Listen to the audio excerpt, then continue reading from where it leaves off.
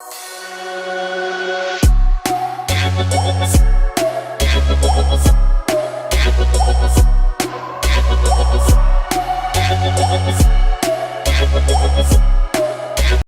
Friends, स्वागत छ फेरि पनि तपाईँहरूलाई अर्को नयाँ भिडियोमा हैन।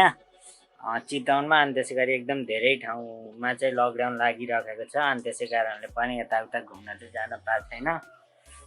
अनि त्यसै गरी अहिले चाहिँ पानी पनि परिरहेछ हैन, हल्का फुल्का वेदर चाहिँ एकदम खुले छ तर पानी पनि हल्का फुल्का परिरहेछ।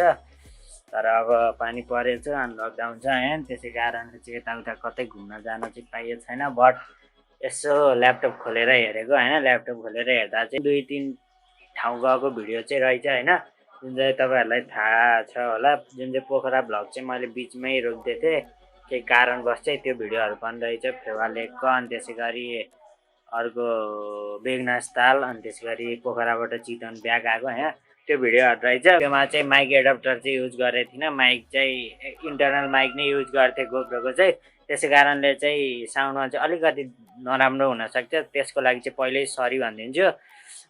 यो चाहिँ पहिल्यैको भिडियो हो भन्न पनि मैले तपाईहरुलाई हैन, न त कहाँ कहाँ घुमेछ भनेर पनि भन्नुहुन्छ। बट लगभग अलि अगाडि नै गएको हो भिडियो चाहिँ, केही कारणवश चाहिँ यताउता चाहिँ हाल्न पाएको थिइनँ। अब अहिले चाहिँ अब बाहिर पनि जान पाइन्न हैन, लकडाउन छ। अब त्यति बेलासम्म चाहिँ यही भिडियोले पुर्याउन लगभग 3टा भिडियोदेखि 4वटा भिडियो हुन्छ हैन। एउटा चाहिँ यतै चितवनकै एउटा ठाउँ गएको पनि रहेछ, 3-4वटा भिडियो चाहिँ अब आउँछ। पुरानो भिडियोहरु हो, त्यसै कारणले क्वालिटी के कस्तो हुन्छ त्यो चाहिँ तपाईहरुले भनिदिनु होला हैन।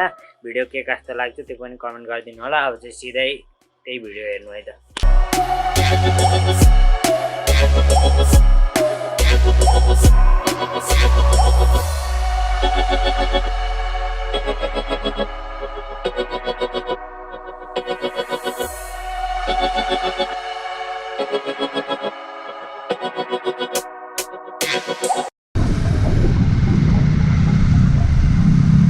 हामी बगर आइसक्यौँ हैन। बगर अब नाम नि कडा रहेछ, बगर अनि दीप चौक के भनिरहेछ। आज चाहिँ अलिकति हिजो अस्तिको कम्पिटिसनमा चाहिँ अलिक भिड लाग्यो। अब अहिले ठ्याक्क 9:30-10 बजेतिर अफिस टाइम भएर पनि होला हैन। अनि हिजो शनिबार थियो, अनि हामी चाहिँ अलिक दिउँसो नै निक्लेको थियौँ हिजो चाहिँ, त्यही भएर त्यस्तो भिड चाहिँ थिएन। झन् शनिबार अझै भिड हुनुपर्ने।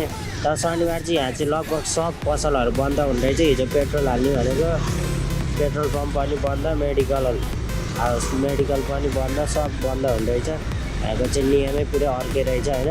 हामी त मेडिकल र पेट्रोल पम्प त कहिल्यै बन्द हुन्न। यहाँ चाहिँ ठ्याक्क त्यो दुईवटा कुरा चाहिँ थाहा पाइयो यहाँ आएर चाहिँ। भन्नाले हिजोको लागि पुग्ने चाहिँ तेल थियो, नत्र भने त बिच बाटोमै बस्नु पर्थ्यो। आज हामी पोखरा एयरपोर्टको ठ्याक्क पछाडिको बाटो हो कि अगाडिको बाटो चाहिँ भन्नु पनि ठ्याक्क यही बाटोमा छौँ।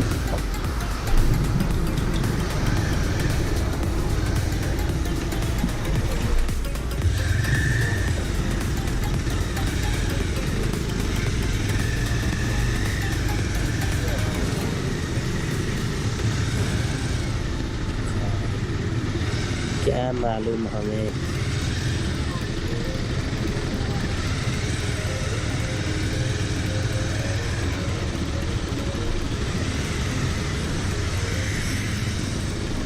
के हो र, कडा भिड छ।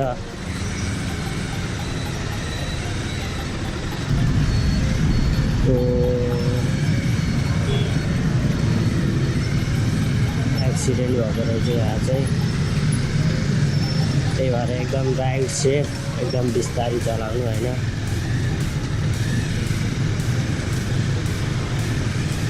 एकदम एक्सिडेन्ट भएको रहेछ। पोखरा विमानस्थल आयो हैन, एक छिर्ने इन्ट्री गेट चाहिँ यहाँबाट रहेछ। त्यहाँ चाहिँ एक्सिडेन्ट भएको रहेछ, त्यही भएर एकदम होइन। इन्टरनेसनल त आई थिङ्क बन्दै छ, अर्को ठाउँमा बन्दै हो कि खै।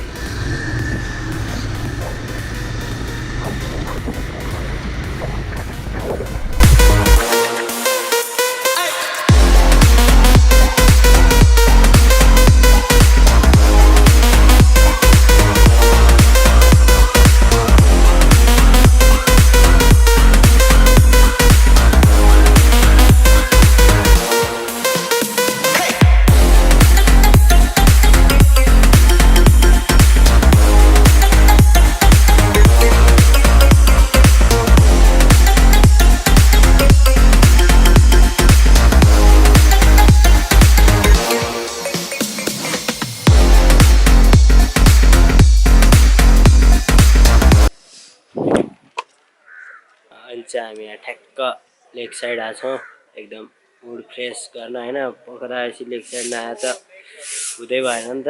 त्यहाँ लेक साइड यसो अहिले चाहिँ एकैछिन चिल हाल्न चाहिँ बसेको छौँ, एकैछिनमा डुल्छौँ होइन। धेरै टाइम पनि छैन अब, आज चाहिँ लगभग लास्ट डे नै भनौँ न। भोलि त अब घर हिँडिहाल्नुपर्छ। अब आज कहाँ कहाँ भइन्छ, आज चाहिँ ठ्याक्कै यहाँ छौँ। अब कहाँ कहाँ भइन्छ अनि गइन्छ। अब बेगनास ताल्ने जाने भनेको टाइम मिल्यो भने चाहिँ गइन्छ, नत्र अब एकैछिनमा चाहिँ यहाँबाट सिनेमेटिक सटहरू हानेर 1-2टा सट हानेर चाहिँ निक्लिन्छौँ है त।